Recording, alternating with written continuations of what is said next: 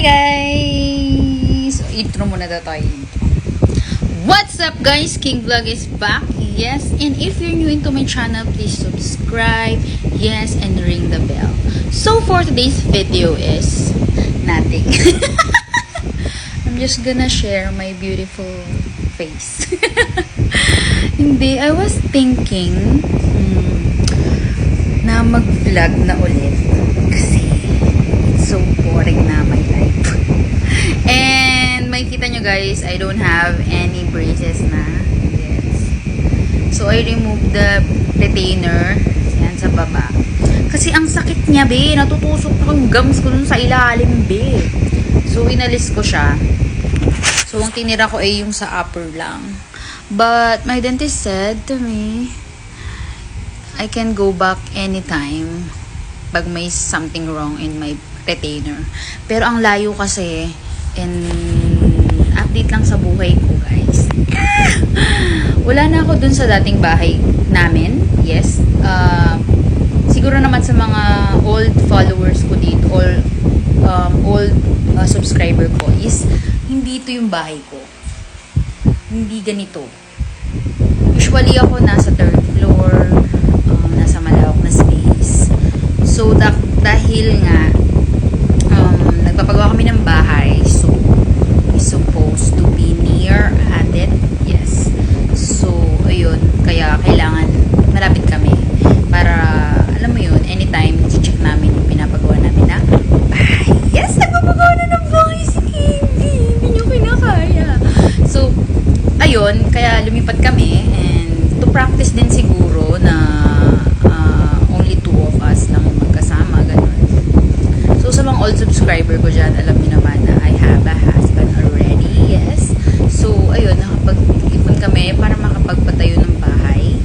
And, hindi rin dun sa binlog ko last time.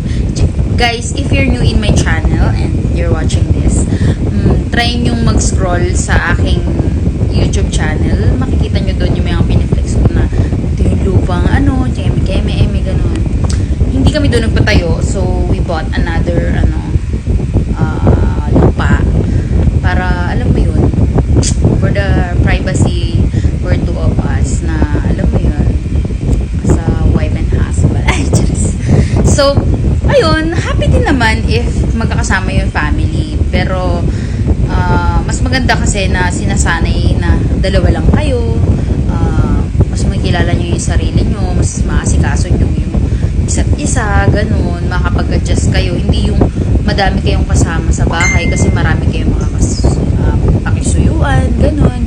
So, may hirap ka mag-adjust if they're gone or they left you. But, if you train yourself na na kayong dalawa lang talaga, so, malalaman mo, 'di ba? And magagawa mo ng paraan. If ganun, 'di ba? Mag-a-adjust ka sa sarili mo lang, hindi ka magbabase doon sa mga taong kasama mo sa bahay. If you cannot do this thing, so you need to handle on your own, mga ganun ba? Mga ganun tipo. So, if magkaroon kami ng baby, 'di ba? Ayun, 'di ba? Mag-a-adjust kami sa sarili namin. So, yun lang. And in-update ko lang kayo na yes, naglipat na kami. So, yeah, I don't know kung anong mga vlog yung parating natin, guys. So, ngayon, dahil first time ko nga lang na yung kami dalawa lang talaga na tumira sa isang bahay. So, kaya medyo maraming adjustment kasi pag may bibilin ako, dati pag may bibilin ako, kailangan ko yung kuya ko, nandyan lang siya, tatawagan ko lang siya, malapit lang siya sa akin. Pero ngayon, hindi na. So, kailangan kong i-fix yun sa sarili ko kung paano ko yung bibilin, paano ko pupunta doon sa lugar na yun, ganun. So, now, I'm practicing riding a single motor. Kasi I already know how to drive 4 wheels. Pero yung 2 wheels kasi nahihirapan pa ako kasi nga binabalance yun and mabigat siya. Pero marunong naman ako mag-bike. So yung balance niya is madali lang. Kaso yung bigat kasi Hindi kinakaya ng muscles ko, be. So, ayun. Nag-update lang ako sa inyo.